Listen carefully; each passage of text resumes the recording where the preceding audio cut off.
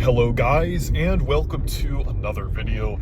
And as you can see, the format is a little different here because I'm actually on the way to a private arcade called Wieners and Losers in Winston-Salem, North Carolina.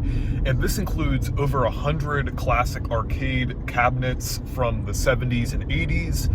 And I'm really excited. They actually open it up to people on the weekends, on like certain weekends, and you could basically reserve sessions and sign up for them if you want to go there.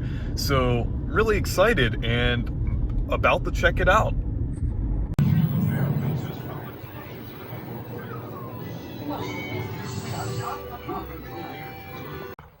All right, so in here is an 80s themed bedroom for our 80s Airbnb.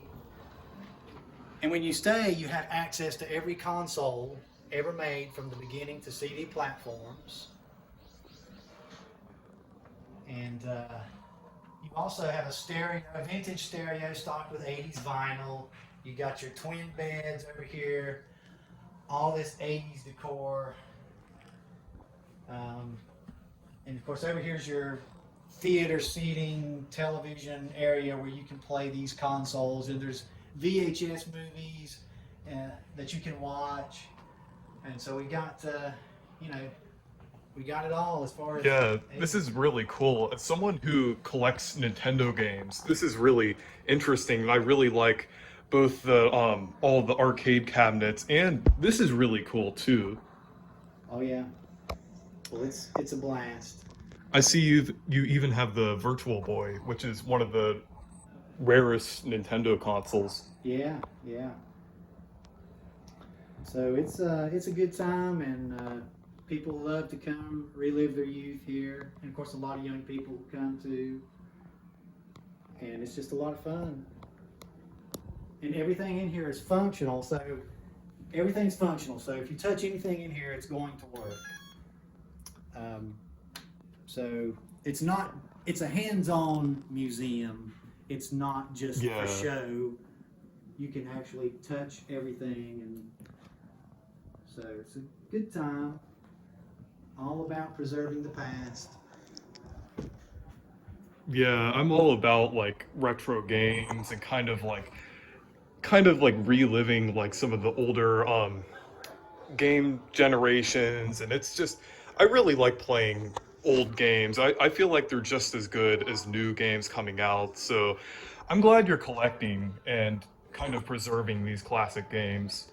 Oh yeah, yeah, I love that stuff too. I'm the Atari generation, but I love NES too, and of course Super Nintendo, Genesis, all that stuff too. So those were great times, great games, a lot of fun.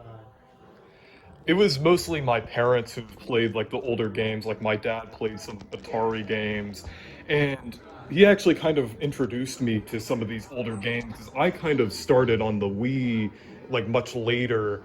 So I got to experience these older games later, and I'm glad that I'm able to try these out now. So it's really nice seeing that people care for game preservation and keeping these games kind of safe and alive and everything. Well, I appreciate that thought, and I appreciate all the people that come here.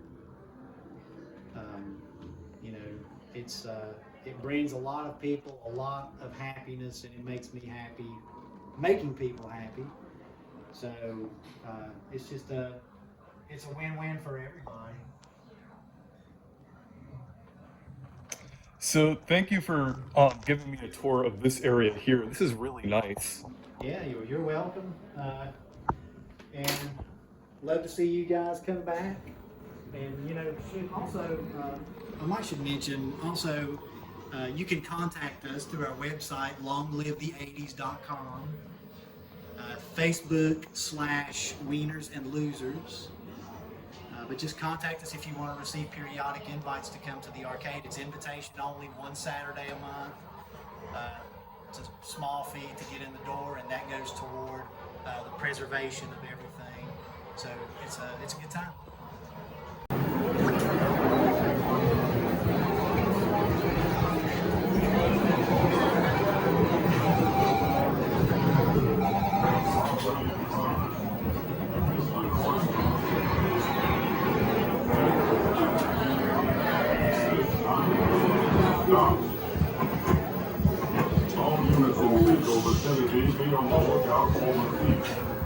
Okay, so there's 9 games here. There's less than 10 of them in the world.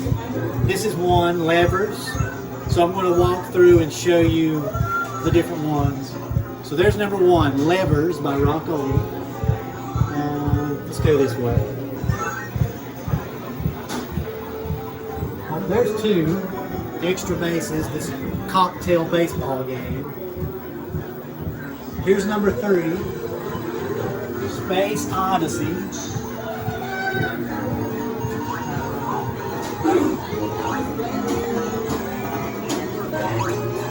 Here's number 4, King and Balloon. Here's number 5, Tank Battalion. Okay, number 6. Here's number 6, Mars. Number 7, Mad Crasher.